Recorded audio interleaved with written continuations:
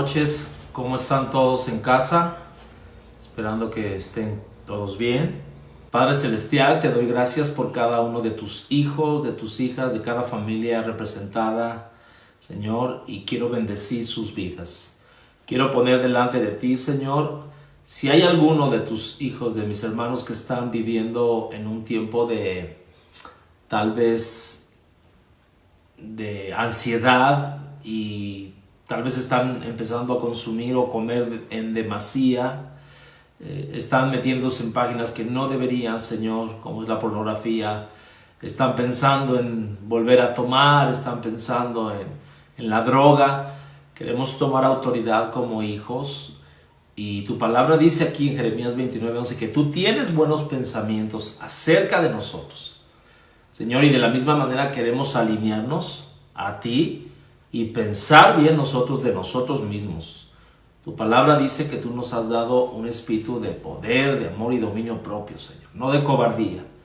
Sujetamos esos pensamientos que han venido, esos ataques, esos dardos a nuestra mente, Señor.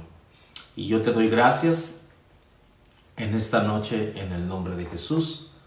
Y levantamos también la palabra que tú has puesto en mi corazón para compartir y la bendecimos en el nombre de Jesús. Bien, quisiera que me acompañaras al libro de Jeremías capítulo 9 y quiero empezar con un mensaje que me mandaron a través del WhatsApp y tal vez tú lo recibiste y es una reflexión muy interesante que dice: serán peras o manzanas, pero algo invisible llegó y todo lo puso en su lugar. De repente la gasolina bajó, la contaminación bajó, las personas pasaron a tener más tiempo, tanto tiempo que no saben qué hacer con él. Los papás están con los hijos en la familia, el trabajo dejó de ser una prioridad, los viajes, la vida social también. De repente, silenciosamente, vemos dentro de nosotros mismos y entendemos el valor de la palabra solidaridad, amor, fuerza, empatía y fe. En un instante nos dimos cuenta que estamos todos en el mismo barco, ricos, pobres, que los estantes del supermercado están vacíos, que los hospitales llenos, que el dinero y los seguros médicos ya no tienen importancia, porque los hospitales privados son los primeros en cerrar. En las cocheras están parados igualmente los carros nuevos, los carros viejos, simplemente porque nadie puede salir. Las calles vacías, menos contaminación, el aire limpio y la tierra también respira. El humano vuelve a sus orígenes, a darse cuenta que con o sin dinero, no, lo importante es sobrevivir, tener la certeza que la salud es lo principal, a pesar de querer tener o de poseer. Bastaron 6 días para que el universo estableciera la igualdad social que se decía ser imposible. El miedo invadió a todos, que por lo menos esto sirva para darnos cuenta de la vulnerabilidad que somos como humanos. Que sabía la naturaleza que al ver lo que fuimos haciendo de ella, decidió por su propia mano limpiar el desorden hecho por nosotros mismos. Y creo que todos vimos en estos días, ¿verdad?, que salieron en Acapulco alguna ballena ahí brincando, las mantarrayas en otro país. Y, o sea, la naturaleza está, y ¿saben algo? Ahorita sigo la historia. Me venía este versículo de Romanos 8:19 que dice: porque el anhelo de la ardiente de la creación es aguardar la manifestación de los hijos de Dios. Y bueno, termina este mensaje, dice: nuestros dioses derrocados, el dinero, el fútbol, la diversión, la política, lo que nos enseña el coronavirus, nuestra mejor protección, la espiritualidad, nuestro mejor refugio, el hogar, nuestra mejor compañía, la familia, nuestro tiempo real, hoy. El llamado de la naturaleza es detenernos. El mensaje, esperar y respetar. No somos dioses, no somos reyes, no tenemos el poder y el control de todo. Somos parte de un todo, una parte frágil, quebrantable, vulnerable. Parte de todo esto al que quisimos dominar y que hoy nos dice: detente, respira y respeta. Volvamos a lo básico, a lo esencial, y que la paz de tu alma te guíe hacia la luz. Y bueno, termina diciendo: todo comienza en Él, todo se trata de Él, el soberano. Entonces, ¿por qué les quise leer esto? Y miren, se han dicho tantas y tantas cosas de por qué está pasando todo esto del coronavirus. Alguien me mandaba también otro mensaje de que cada 100 años, ¿verdad? Por la cuestión de la población, pues tiene que haber reducción de la población. Y alguien decía, ¿no? En 1720 hubo la plaga de Marsella, 1820 la pandemia del cólera, 1920 la gripe española y hoy 2020 el coronavirus. Entonces podemos encontrar un montón de ideas, de argumentos, filosofías de por qué está pasando. Y la pregunta es en esta noche: ¿cuál es la razón principal de por qué estamos viviendo esta pandemia? Y yo les dije hace un momento, vamos a Jeremías capítulo 9. Jeremías capítulo 9, hay un versículo que muchos conocemos, pero yo quisiera que viéramos el trasfondo. Acordémonos de algo: el dolor es un megáfono de Dios. El dolor es una manera de llamar nuestra atención de parte de Dios. Y el pasaje que vamos a ver es un pasaje, de hecho Jeremías fue uno de los profetas, se le llamaba el profeta llorón, porque fue un hombre que fue encarcelado, fue un hombre que sufrió en demasía. Y bueno, vamos a leer esta parte del capítulo 9 y vamos a entender, escúchenme bien, vamos a entender y vamos a ver algunos versículos que parecería que es lo que está describiendo lo que estamos viviendo hoy en día. Parece que estos versículos que vamos a leer en un momento son versículos que nos indican la pandemia que estamos viviendo. Y bueno, voy a empezar desde el versículo 1 para que entendamos un poquito el contexto. Dice: oh, ¿quién me diese en el desierto un albergue de caminantes para que dejase a mi pueblo y de ellos me apartase?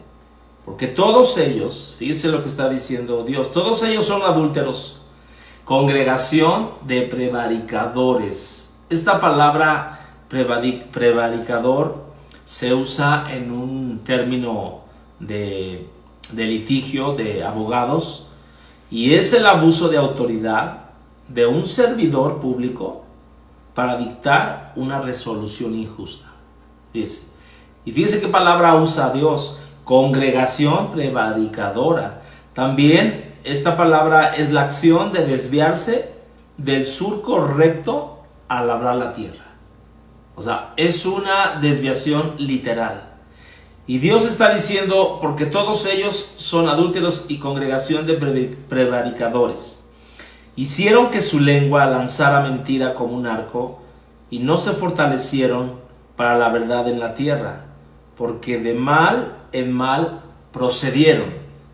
Y fíjese lo que dice en la última parte del verso 3: me ha desconocido, dice el Señor. Guárdese cada uno de su compañero, en ningún hermano tenga confianza. Y sabemos que esto está pasando hoy en día, ¿verdad? No te quieres acercar a nadie porque dices: igual y me contamina, igual me contagia. O sea, vea lo que... Y solamente estamos viendo el contexto de este pasaje para que podamos entender a lo que Dios nos quiere llevar en cuanto a por qué Dios permite este tipo de circunstancias. Verso 5 dice: cada uno engaña a su compañero, ninguno habla verdad. Acostumbraron su lengua a hablar mentira, se ocuparon de actuar perversamente. Su morada está en medio del engaño. Fíjense, vivimos en una cultura de engaño. Por muy engañadores no quisieron conocerme, dice el Señor. Por tanto, así ha dicho el Señor de los ejércitos: he aquí, yo los refinaré. En otras palabras, Dios nos va a meter en ese horno donde nos va a quitar las impurezas, los va a probar, porque ¿qué más he de hacer por la hija de mi pueblo? Y de ahí quisiera que vieras el verso 12. ¿Quién es el varón sabio y entendido de esto? Verso 13. Dijo el Señor, porque dejaron mi ley, la cual di delante de ellos, y no obedecieron a mi voz, ni caminaron conforme a ella. Antes se fueron tras la imaginación de su corazón. Y más adelante el Señor les dice, vean el verso 15, yo les daré de comer ajenjo, les daré de beber aguas de hiel. Pero quiero que vean esto, o sea, Dios está viendo el corazón del hombre, un hombre que vive en el engaño, un hombre que no puede confiar en el mismo hombre. Y luego dice más adelante en el verso 18, dense prisa y levanten llanto por nosotros, desháganse nuestros ojos en lágrimas y nuestros párpados se destilen en agua. Y más adelante dice cómo hemos sido destruidos, en gran manera hemos sido avergonzados, porque abandonamos la tierra, porque han destruido nuestras moradas. Y aquí es donde quiero que ustedes vean los versículos que vamos a ver, Jeremías 9:21 al 24, marcan lo que estamos viviendo el día de hoy. Fíjense lo que dice verso 21. Porque la muerte ha subido por nuestras ventanas, ha entrado en nuestros palacios, en otras versiones dice en nuestras casas, en nuestras mansiones, para exterminar a los niños de las calles, a los jóvenes de las plazas. Hoy los niños y los jóvenes supuestamente no deberían de salir. Dice, habla, así ha dicho el Señor. Fíjese lo que está viniendo hoy día. Los cuerpos de los hombres muertos caerán como estiércol sobre la faz del campo, como manojo tras el segador, que no hay quien los recoja. Si ustedes han oído las noticias, está llegando, ahorita que dice esto, está hablando de los muertos, de los cadáveres, no hay quien los recoja. O sea, hay más gente muerta que gente que los puede enterrar. O sea, nos está ganando esta situación. Entonces, cuando yo veo esto que estamos pasando, y quiero leerle la versión Nueva Traducción Viviente, fíjense cómo dice. Verso 21, la muerte se ha deslizado a través de nuestras ventanas, ha entrado en nuestras mansiones, ha acabado con la flor de nuestra juventud. Los niños ya no juegan en las calles, los jóvenes ya no se reúnen en las plazas. Verso 22, se esparcirán cadáveres a través de los campos como montones de estiércol, como manojos de grano después de la cosecha. No quedará nadie para enterrarlos. Lo que hemos oído ahorita, no sé si fue en Honduras, en algún país, que están haciendo las cajas de cartón para enterrar a los muertos. Y bueno, ahora, ¿a qué nos lleva todo esto? Aquí viene la respuesta de por qué de alguna manera Dios está permitiendo lo que estamos viviendo. Lo dice ahí, verso 23. Aquí está la respuesta. Así ha dicho el Señor. No se alabe el sabio en su sabiduría, ni el valiente se alabe en su valentía, ni el rico se alabe en sus riquezas. Y tal vez podríamos poner un cuarto elemento que sería la fama.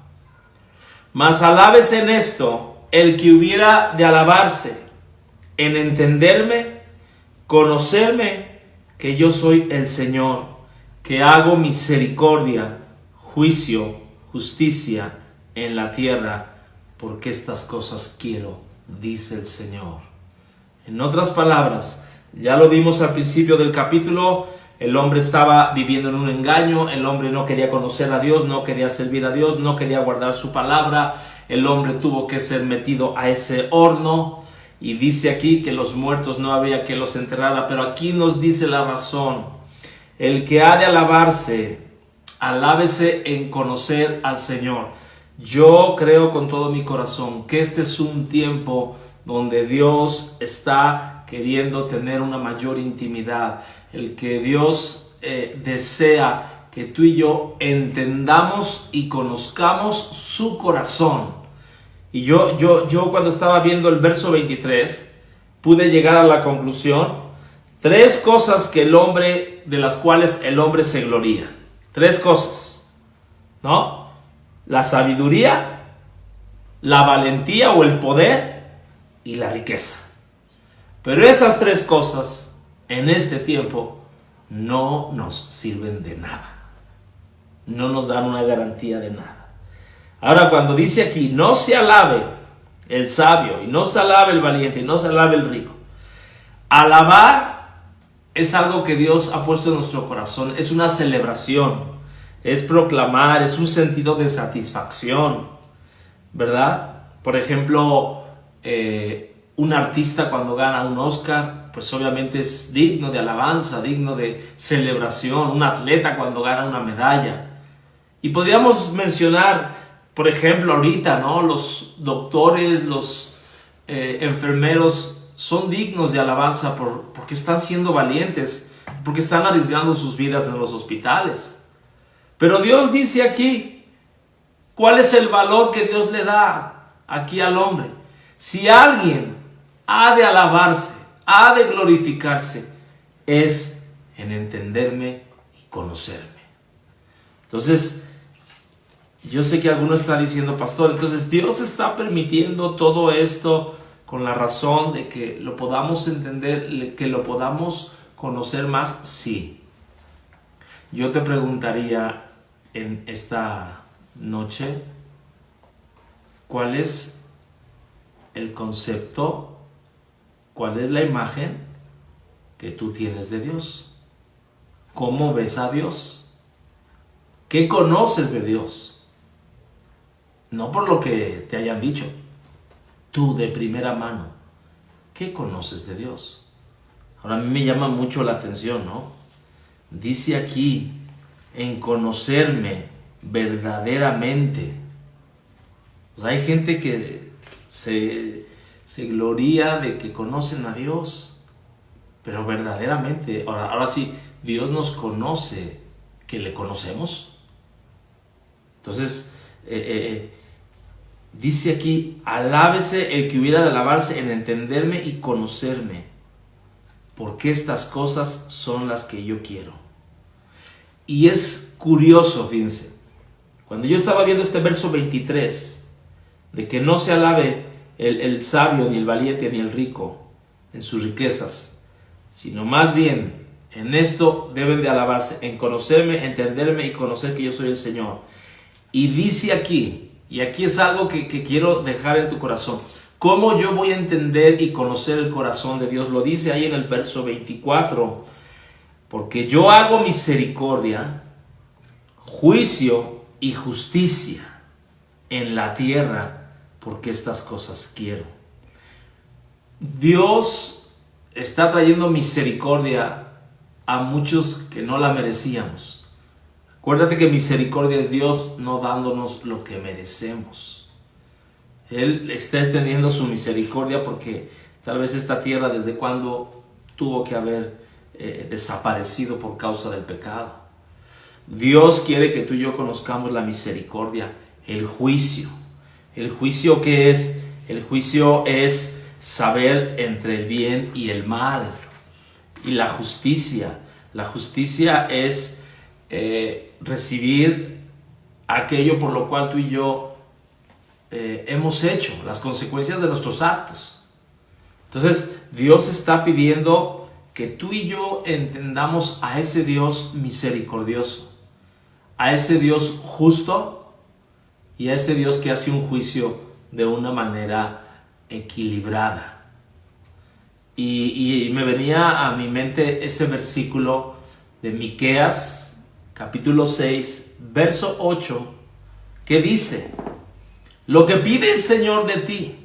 Fíjense, ahorita leíamos lo que Dios dice de sí mismo y que Él quiere que conozcamos de Él. Ahora Miqueas 6:8 dice, lo que pide el Señor de ti es solamente hacer justicia, amar la misericordia y humillarnos ante Él. Entonces, yo te diría en esta noche, vuelvo a la misma pregunta. Si Dios ha permitido que permanezcamos en esta cuarentena, que quién sabe si no sean más días, uno de los propósitos es para que conozcamos y entendamos el corazón de nuestro Padre. Dios quiere que entendamos cómo Él procede, por qué está sucediendo lo que está sucediendo en esta tierra. Y yo te voy a decir algo, y vuelvo otra vez a reiterar. ¿Qué atributos de Dios conoces de Él? ¿Qué es aquello que conoces de Dios? Y, por ejemplo, los atributos de Dios son esas características inherentes que solamente Dios tiene. Por ejemplo, Dios es un Dios que siempre ha existido. Nadie lo creó, Él siempre ha existido. Dios es un Dios omnipotente, Él todo lo puede. Dios es un Dios omnisciente, ¿verdad? Él está en todas partes, lo que Satanás no puede, ¿verdad? Dios es un Dios inmutable, Él no cambia. Nosotros como padres, si nuestros hijos se portan mal, cambiamos nuestro comportamiento, pero Dios no cambia. Y lo dice en Santiago 1:17, y es uno de mis versículos favoritos, ¿no? Toda buena dádiva y todo don perfecto desciende de lo alto, del Padre de las luces, en el cual no hay mudanza ni sombra de variación. Él es el mismo, Él es el mismo. Entonces, yo en esta noche, yo te preguntaría, ¿qué atributos de Dios conoces? ¿Qué atributos de Dios has experimentado en tu vida? Porque podemos decir que entendemos y conocemos a Dios, pero ¿qué cosa conoces de Él? Por ejemplo, muchos conocemos que Dios es santo, y si Dios es santo, pues tú y yo deberíamos de vivir en esa santidad, porque queremos agradarle. La Biblia dice en Éxodo 15:11, ¿quién como tú, oh Señor, entre los dioses? ¿Quién como tú, magnífico en santidad, terrible en maravillosas hazañas, hacedor de prodigios? Por ejemplo, Dios es justo también. La Biblia lo dice, en el hebreo esta palabra justo, sadiki, y en el griego dikaos significa hacer justicia. Es una justicia perfecta, que no tiene margen de error. Muchas veces en la Biblia, ¿verdad? Hay muchas citas donde habla de la justicia de Dios. Una de ellas en el Salmo 51, verso 4, cuando David está hablando y confesando su pecado, dice él, contra ti he pecado, he hecho lo malo delante de tus ojos, para que sea reconocido justo en tu palabra. ¿Tú conoces a un Dios justo? ¿O tú crees que Dios es injusto contigo? Entonces, podríamos hablar de muchas cosas, de esos atributos que Dios tiene. ¿Cuántos saben que Dios es un Dios fiel también? Fiel. La Biblia lo dice, Números 23:19, Dios no es hombre para que mienta, ni hijo de hombre para que se arrepienta. Él dijo y no hará, habló y no ejecutará. Y lo dice en Timoteo también, que si nosotros fuéramos infieles, Él permanece fiel. Él no puede negarse a sí mismo. Entonces, atributos como su santidad, como sus bondades, como su fidelidad, son atributos que Dios quiere que tú y yo no los conozcamos por la letra, por el conocimiento, sino que los experimentemos. Y quiero terminar con este atributo de Dios, y lo dice en ese versículo que leíamos de Jeremías 9:24, dice, porque yo hago misericordia. Dios es un Dios misericordioso. Y esta palabra misericordia, en el hebreo, la palabra es rahamim, y en el griego eleos, que significa bondadoso, significa piadoso. Escúchame bien, creo que muchos de los que estamos en casa hemos podido experimentar la misericordia de Dios. Y yo nada más te voy a decir, en mi vida, con qué pasaje yo me identifico de la misericordia de Dios. Yo me identifico con el pasaje de Mefiboset en 2 de Samuel capítulo 9, cuando el rey David, por causa del pacto que había hecho con Jonatán y David, que cuando él muriera, Jonatán muriera, que él tuviera misericordia de sus descendientes.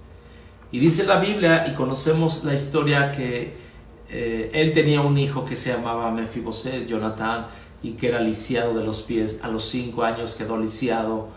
Y la escritura dice que pasaron muchos años y el hombre estaba metido en un lugar que se llamaba Lodebar, que significa incomunicado.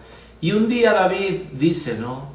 ¿Habrá alguno de la casa de Saúl al cual yo tenga misericordia de él? Y mira, yo siempre que veo ese pasaje pienso en mi propia vida, porque yo puedo ver cómo el Señor tuvo misericordia de mí. Y dice la Biblia que lo mandó llamar a Mefiboset.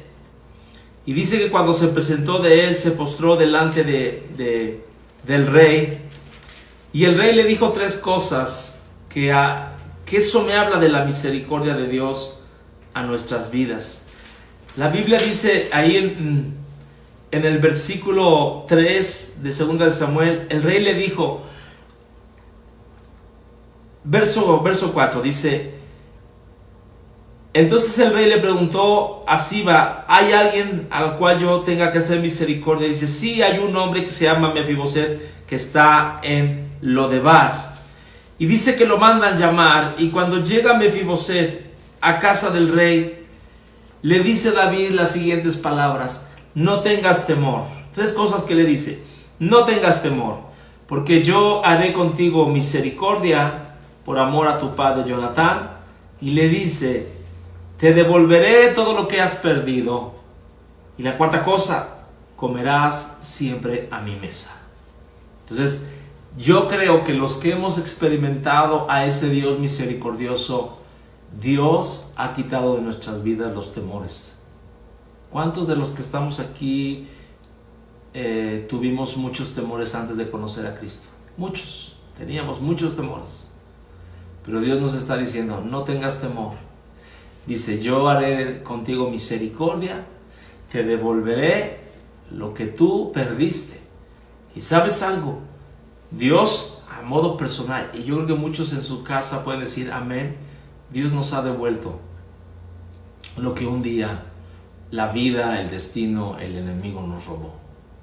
Y creo con todo mi corazón que el día de hoy podemos estar comiendo a la mesa del Rey. Entonces, no se trata de entender, de saber, sino se trata de conocer el corazón de Dios. Se trata de tener esa relación. Entonces yo, en esta noche, yo quisiera hacer un llamado. De verdad, yo quiero que lo leas después en casa. Desde el verso 21 al verso 24, nos marca el panorama de lo que estamos viviendo el día de hoy. Jeremías 9, 21 al 24. De verdad, describe la mortandad, describe el juicio, describe de alguna manera lo que está pasando en nuestros días. Pero Dios, al pueblo de Dios, Dios le da el antídoto, Dios le da la respuesta. No se jacten en su sabiduría, en su valentía, en su riqueza. Si ustedes, mi pueblo, se ha de jactar en algo, jáctense en conocerme, en entenderme. Y yo te digo algo, en este tiempo, tú y yo, los días que permanezcamos en casa, los días que estemos aquí, creo que nuestra relación con Dios debe de incrementarse. Miren, yo lo creo de esta manera. En este tiempo creo que cosas que tal vez ya conocíamos de nuestra esposa, de nuestros hijos, pues las vamos a recordar por el tiempo que estamos pasando juntos. Lo mismo tiene que operar con Dios. Por el tiempo que tú y yo pasemos en la palabra de Dios, orando, Dios nos va a revelar su corazón. Y ese corazón de justicia, de juicio, de misericordia, es lo que Dios quiere que tú y yo hagamos. Entonces, ¿cuál es la tarea que yo quiero dejarte en esta noche? ¿Qué es aquello que conoces? ¿Qué es aquello que has entendido de Dios? A modo no de conocimiento, que has podido experimentar en tu propia vida. Amén. Entonces, yo quisiera que oráramos. Si estás en casa, ¿por qué no te tomas de la mano de tus hijos, de tu cónyuge, de todos aquellos que están reunidos, de tu amigo? Y vamos a orar juntos. Vamos, yo creo con todo mi corazón que este pasaje de Jeremías 9, creo que ya no lo vamos a ver de la misma manera. Vamos a entender que Dios está permitiendo ciertas cosas, porque el hombre nos hemos desviado de Él, nos hemos llenado de engaño, nos hemos llenado de vanagloria, nos hemos apartado de Él. Y yo quiero que oremos. Padre Celestial, yo te doy gracias porque muchos de nosotros hemos podido experimentar a ese Dios de misericordia.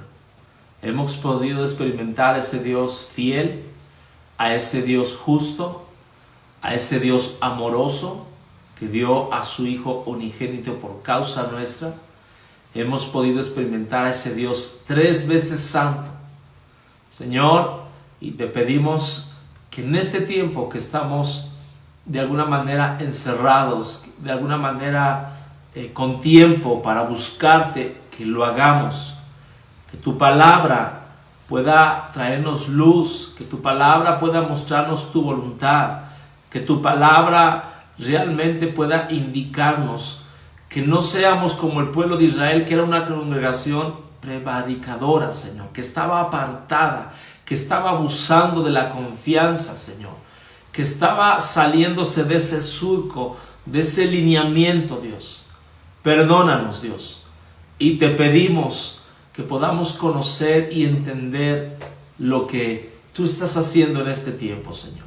Nos queremos tomar de tu mano, queremos conocer más tu corazón, Señor, y queremos pedirte perdón también por aquellas personas que han levantado un juicio en contra tuya, Señor.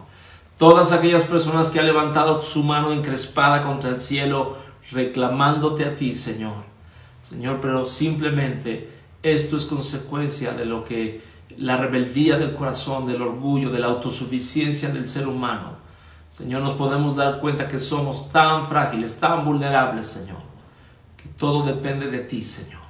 Te pedimos misericordia para nuestro país, te pedimos misericordia para los próximos días, Señor, y yo quiero bendecir la vida de cada uno de tus hijos que han dispuesto a ayunar, que han dispuesto a orar, que han tomado un tiempo de oración para levantar el pueblo mexicano, para levantar el mundo, Señor. Señor, y volvemos a decirlo, tu palabra dice que si tu pueblo se humillare, Señor, y clamaren de todo corazón, y nos volviéramos a ti, Señor, tú escucharías desde los cielos, y estamos declarando esa palabra, Señor. Yo te doy gracias, bendigo a cada una de las personas que nos están viendo, Señor. Bendigo sus familias, bendigo su trabajo, su salud, Señor. Y declaramos protección y vida en el nombre de Jesús. Amén. Amén. Pues bueno, estamos despedidos y si Dios nos permite, nos veremos el próximo jueves, 8 de la noche, y que el Señor les bendiga ricamente. Amén.